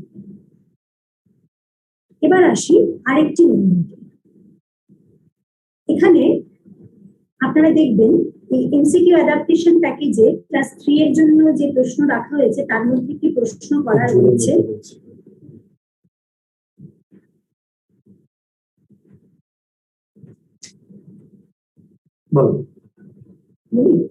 আচ্ছা, আপনারা দেখবেন এমসিকিউ অ্যাডাপ্টেশন প্যাকেজে ক্লাস 3 এর জন্য যে প্রশ্ন রাখা হয়েছে সেখানে একটি প্রশ্ন আছে, নিচের কোন ক্রমে তোমার ছায়ার দৈর্ঘ্য বড় থেকে ক্রমশ ছোট হচ্ছে? এখানে আমরা চারটি অপশনকে রেখেছি। প্রথম অপশনে আছে সকাল 10টা, দুপুর 12টা, বিকেল 4টে। দ্বিতীয় বিকল্প হলো সকাল 7টা, সকাল 10টা, দুপুর 12টা। তৃতীয় বিকল্প হলো সকাল 10টা, দুপুর 2টো, বিকেল 4টে। এবং চতুর্থ বিকল্প হলো দুপুর 12টা, দুপুর 2টো, বিকেল 4টে। শিক্ষার্থীরা তার চারপাশ পর্যবেক্ষণ করার মাধ্যমে যে অভিজ্ঞতা অর্জন করে সেই অভিজ্ঞতাকে প্রয়োগ করতে পারছে কিনা এই প্রশ্নটির মাধ্যমে কিন্তু সেটি যাচাই করা সম্ভব। এবার আমি একটু এটাকে ইংরেজিতে বলার চেষ্টা করছি। I am here for discussing two items which have been given in MCQ adaptation package for the preparation of NAS. Now, basically, these are application and understanding based questions. That is why context have been developed, and on the basis of that, some items have been prepared. Now, for example, a picture shows that a house is being built, and which material that is directly obtained from the nature is being used for shade the roof of the house. There are four options. In option 1, that is steel. Option 2, straw. Option 3, brick. And option 4 is leaf. This item helps to assess whether the learners will be able to identify the types of houses or not. My second example is, in which of the following sequences the length of your shadow will gradually decrease? In option A, the sequence is 10 a.m., 12 noon, 4 p.m. In option B, the sequence is 7 a.m., 10 a.m., 12 noon. In option C, the sequence is 10 a.m., 12 noon, 4 p.m.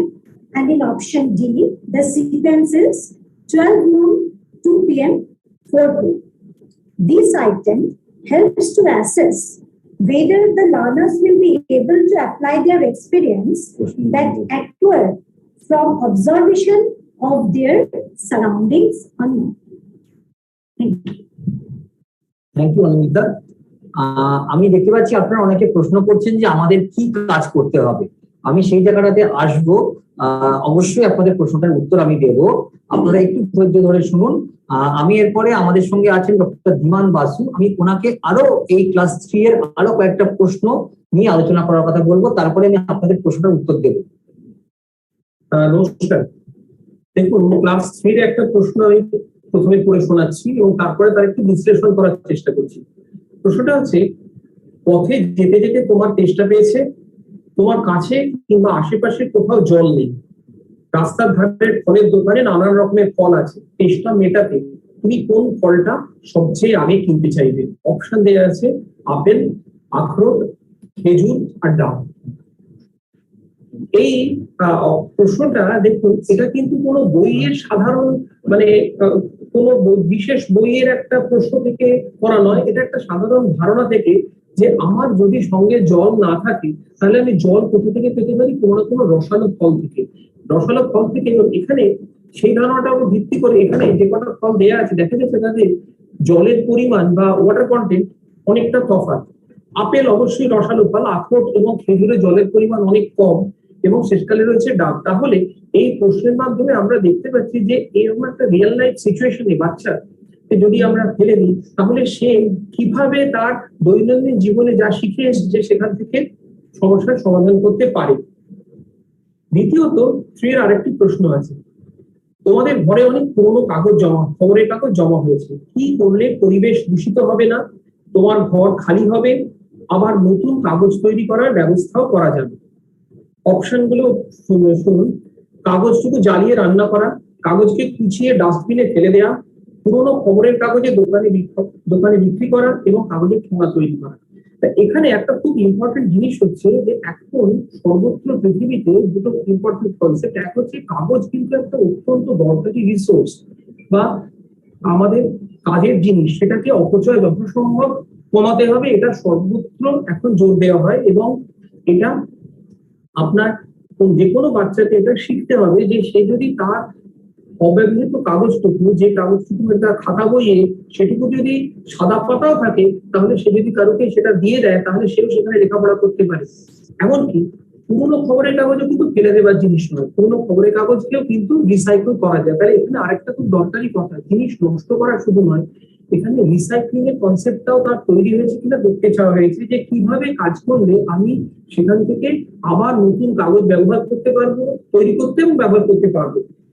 এখন এই অপশনগুলোর মধ্যে একটা option আছে কাগজের ঠোঙা তৈরি করা, অবশ্যই এটা রিইউজ, কিন্তু সেখান থেকে নতুন কাগজ আর তৈরি কিন্তু হচ্ছে না। এবং তারপরে সেটা আমাদের বাচ্চার মাথায় এই ধারণাটা আমাদের দিতে হবে যে রিসাইক্লিং আর রিইউজের মধ্যে তফাৎ থাকে। এখানে সেই প্রশ্নটাই তুলে ধরা হয়েছে। তো এখানে দেখা যাচ্ছে যে পুরোনো খবরের কাগজের দোকানে দিলে যে কাগজগুলো কোথায় যায়, তার মধ্যে একটা অনুসন্ধিৎসা তৈরি, কাগজগুলো কোথায় যায়, তাহলে তারা সেগুলো যে বিক্রি করে দেয়, বিক্রি করে কোথায় যায়, যে কাগজের মিলে সেগুলো যায়, সেগুলো আবার রিসাইকেল হয় কাগজের তৈরিতে, নিউজ প্রিন্ট। সেইটা ধারণাটা আছে কিনা দেখার জন্য এই প্রশ্নগুলো করা হয়েছে। So now I will discuss the questions, 2 questions in English. The first one goes like this. You feel very thirsty while walking on a road. You do not have water with yourself and there's no drinking water anywhere around you. However, different types of fruits are being sold in a nearby fruit shop. Which fruit would you want to buy in order to quench your thirst? In order to quench one's thirst, one need to assess the water content of various fruits. Now, this question is not taken from any particular textbook. It springs from real life situation, and the student will have to appreciate that different fruits have different water contents, and green coconut gives water to the greatest extent.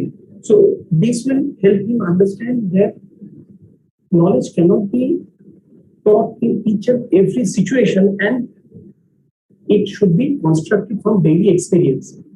The second one goes like this. A lot of newspapers are stacked in your room. What measure will you take so that there will be no pollution, your room will be clean, and it will be possible to make new paper out of it?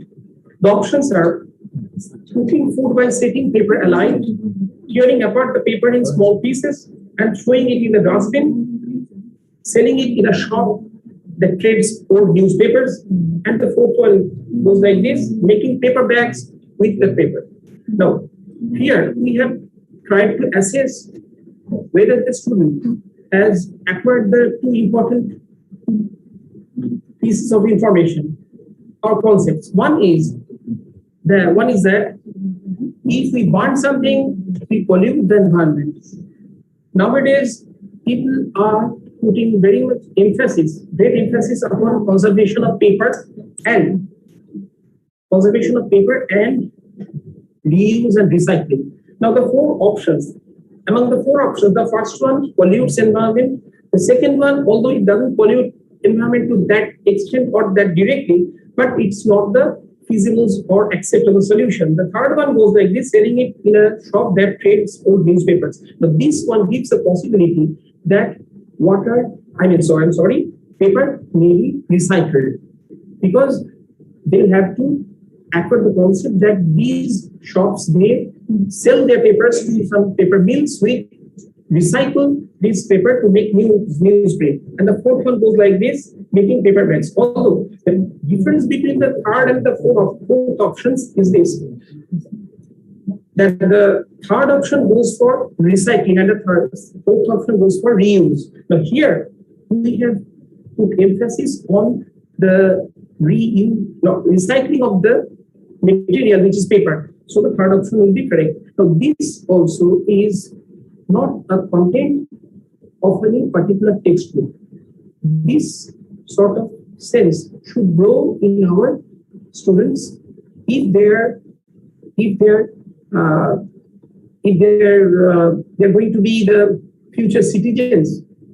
So they need to acquire this important concept that paper is an important resource and its use should be done cautiously, and paper should be recycled and reused as far as possible. Thank you, Dhiman Basu. আমি এবারে আপনাদের কয়েকটা প্রশ্ন দেখতে পাচ্ছি, আমি এক একটা উত্তরগুলো দিয়ে দিই। আমি প্রথমে বাংলায় বলি, তারপরে আমি ইংলিশে বলে দেবো। আমি দেখতে পাচ্ছি আপনারা প্রশ্ন করছেন যে আমাদের করণীয় কি। আপনাদের করণীয় হচ্ছে এটাই যে আমরা তো একটা নতুন ধরনের প্রশ্নের জায়গায় যাচ্ছি, তাহলে প্রশ্নগুলো কিভাবে সেট করা হয়েছে, কেন এটা ভাবা হয়েছে, সেটা এক নম্বর। তো সেটা যদি আপনারা ব্যাকগ্রাউন্ডে জানতে পারেন, তাহলে আপনার প্রশ্নগুলো বুঝতে পারবেন যে শিক্ষার্থীদের কোন দক্ষতাটাকে আমরা ধরার চেষ্টা করছি কোন প্রশ্নগুলো দিয়ে। এটা একটা। আপনাদের করণীয় যেটা সেটা হচ্ছে আপনারা জানেন যে শিক্ষার্থীরা 4 বা 5 তারিখে এগুলো নিয়ে গেছে বাড়িতে তাদের অভিভাবকদের মাধ্যমে, এবং তারপরে তারা 25-26 তারিখে এটা ফেরত দেবে আপনাদেরকে, এবং তারপরে 26-27-28 তারিখে এগুলো আপনারা ইভালুয়েট করবেন। সেক্ষেত্রে ইভালুয়েট করার সময় অবশ্যই খেয়াল রাখবেন যে আপনারা খালি কিন্তু মানে টিক মেরে বা ক্রস মেরে সেটাকে পাঠিয়ে দেবেন না, ভুল উত্তরটার জায়গা কিন্তু দিয়ে দেবেন যে ঠিক উত্তর কোনটা, পারলে লিখে দিতে পারেন যে কেন সেটা, কারণ আমরা কিছু আলোচনা করেছি। এর পরের অংশটাতে যেটা আমরা আসবো সেটা হচ্ছে আপনাদের প্রশ্ন ছিল যে ইংলিশ কেন নেই। দেখুন, আমি প্রথমেই বলেছি যে এই যে অংশটি, এই যে আমাদের ন্যাস যেটা ministry of education government of ইন্ডিয়ার অর্গানাইজ করেন, তারা ঠিক করে দেন এটা একটা লার্জ স্কেল স্যাম্পল সার্ভে। তো তারা ঠিক করে দেন যে কোন কোন বিষয়ের ওপরে এই পারদর্শিতার পরীক্ষাটা হবে, সেই জন্য ঠিক করে দেওয়া আছে যে ক্লাস 3 তে এই 3টে বিষয়ের উপরেই হবে, সেই জন্য ইংরেজিটা নেই। Now I have found that there are some questions in the chat box. I would like to address some of them. First of all, there was a question, why is English not included for class 3? As I have already mentioned that this NAS is organized by Government of India's Ministry of Education. They have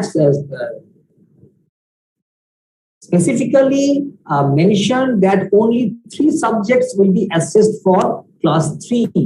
So English they have not included in that list.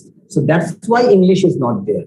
Okay, now another question was that what will be the role of the teachers? The teachers will guide the students in answering the questions in whatever form they may help them. Maybe through WhatsApp or maybe through Bangla Shikha Durabhashi toll-free number. So that's the reason why we have given you the backdrop of the questions. So you will be able to understand what we are trying to assess. And not only that, there was another question, what we will do with these answers. So basically the students will be submitting the answer scripts on 25th and 26th of October, and 27th and 27th of October you will be evaluating the same, and then you will be returning the same, the papers to the students, to the guardians. I would like to request you to not only mark them as right or wrong, you also give the correct answer to the answers that were not correct in the papers, and but also if you wish you can give them some hints why this is so. Okay, so basically this is all about the NAS orientation.